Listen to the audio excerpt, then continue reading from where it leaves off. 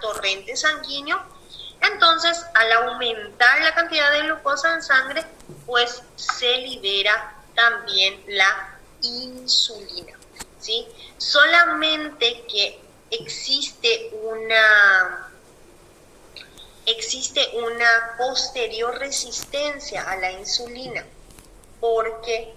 Porque por más que haya glucosa en sangre, por más que de repente sí se libere la insulina, este elemento, el GLUT4 es la proteína transportadora de la membrana de la célula, especialmente de las células musculares y adipocitos, para que la glucosa se capte de la sangre y se guarde dentro del músculo o se guarde dentro del tejido adiposo. Y no hay eso. Puede que haya insulina, puede que se una hasta que se una a su receptor, pero no se disponibiliza en la membrana los GLUT4, por lo tanto la glucosa no puede entrar, porque la glucosa es grande, no entra dentro del músculo. Entonces, ¿dónde va a quedar? En la sangre. La glucosa queda en la sangre.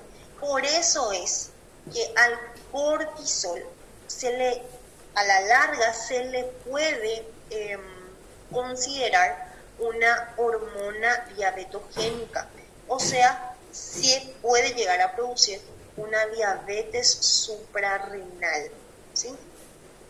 O también se puede producir esta famosa diabetes emocional. El paciente ya tiene diabetes, evidentemente, solamente que en los procesos donde el paciente se pone ansioso, se estresa, hay una emoción importante, se enciende su sistema de alarma, se libera su adrenalina, la noradrenalina, el glucagón, son hormonas que estimulan la producción de cortisol, o por todo el sistema límbico o ya sea por el sistema de ayuno, ¿verdad? Entonces, cuando se libera cortisol, actúa esto de agarrar las proteínas, convertirlas en aminoácidos, los aminoácidos convertirla en glucosa en el hígado y esa nueva glucosa, mandarla a la sangre. Como el cortisol es antagónico a la insulina, presten atención en eso, hacen funciones diferentes. Entonces, la insulina, si es que llega a estar presente, no puede cumplir su papel y el cortisol hace que la glucosa finalmente quede en sangre y ahí aumenta la glicemia del paciente en estas situaciones de estrés. Entonces, resumiendo, el cortisol a nivel de los aminoácidos o a nivel de las proteínas produce proteólisis para liberar aminoácidos libres y estos aminoácidos libres van al hígado para producir gluconeogénesis. Ese es el resumen a nivel de las proteínas. ¿Qué más puede hacer a nivel de las proteínas? Se concentran todos los aminoácidos para ir hacia el hígado. Entonces, ¿dónde nos van a ir los aminoácidos? Nos van a ir hacia los músculos. Entonces tenemos una disminución del tejido muscular. Los aminoácidos no van hacia los huesos, entonces hay una reducción en la formación de huesos. ¿Y qué tenemos ahí? Músculo esquelético y huesos débiles.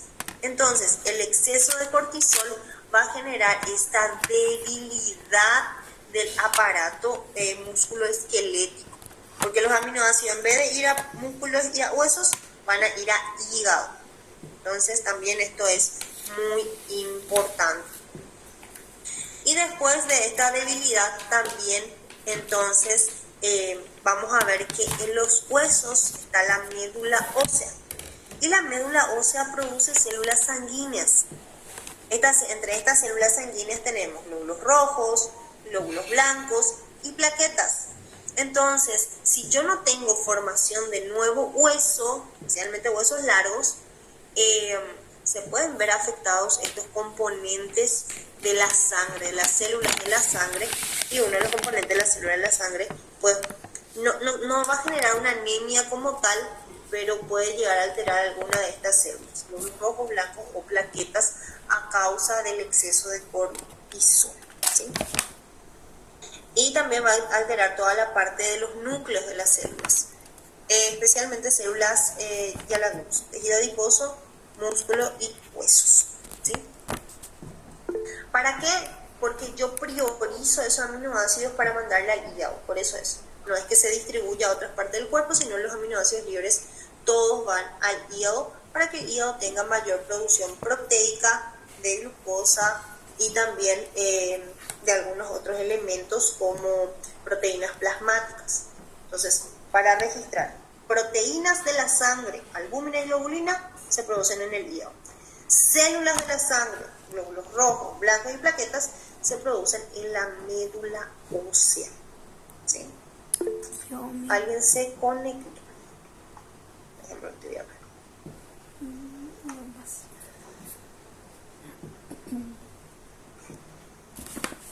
Ok, creo que nadie.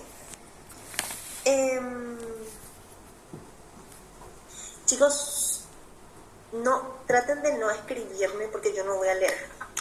No voy a leer porque no veo los mensajes. Ahora nomás escuché uno de los mensajes.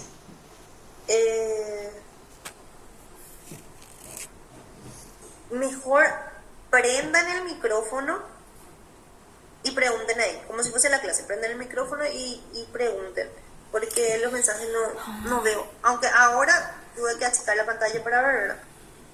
¿Qué dice? El cortisol es diabetogénico y si el individuo ya tiene, está traducido, un cuadro de estrés crónico con el cortisol muy elevado y va a generar diabetes. Va a tener diabetes suprarrenal. Tiene diabetes suprarrenal el paciente. Porque va a generar una resistencia a la insulina. Y después se genera, pero es una diabetes tipo 2. Ya en la próxima clase vamos a ver páncreas y ahí vamos a entender mejor las funciones. Pero hasta ahora lo que tenemos que asociar es cortisol, glucagón, ahí está el problema.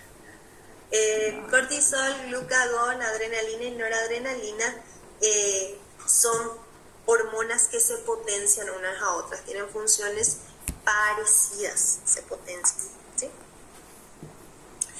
Bueno, a nivel de